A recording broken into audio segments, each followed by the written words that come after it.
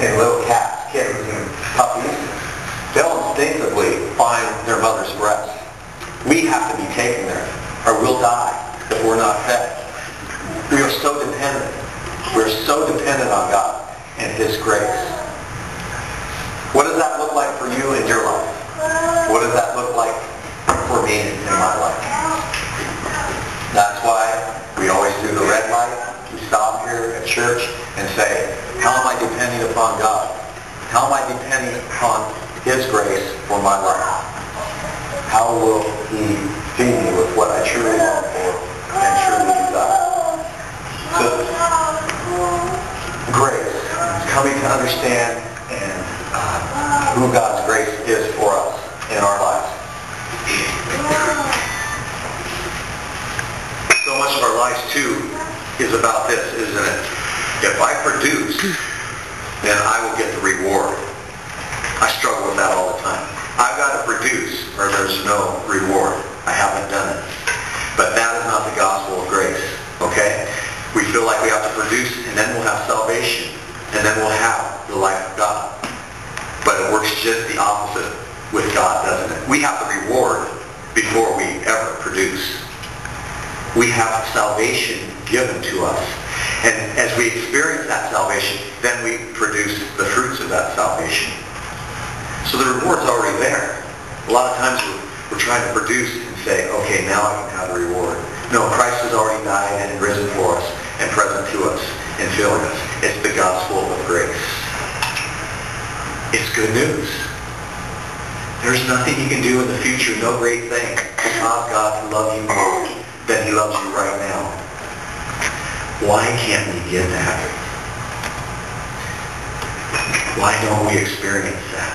What's the difficulty? So many people, including myself, to believe that just right now we've got it all.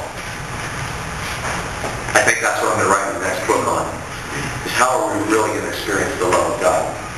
Because until we've experienced that, then we won't be motivated to do too much for His kingdom. This is one way we can experience it more from our first reading. Early and often, this is God's word to the Israelites. Early and often did the Lord, the God of their fathers, send messengers to them, for He had compassion on His people and on His dwelling place. So God in His compassion sends us messengers of grace. I'm offering you to do this. At the end of the day, get your journal out. Write about it. Write about all the ways that God has sent you His grace in that day. The free gift of that grace. That showing you His love.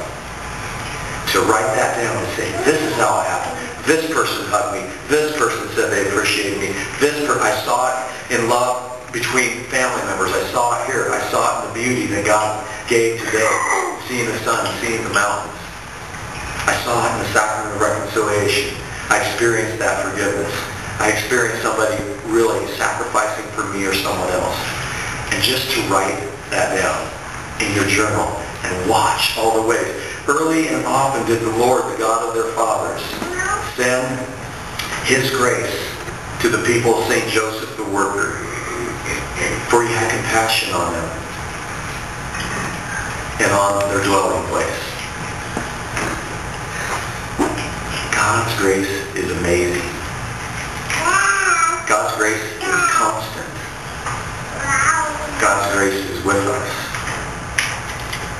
We just need to red light, slow down, write it down, and just see how amazing His grace is.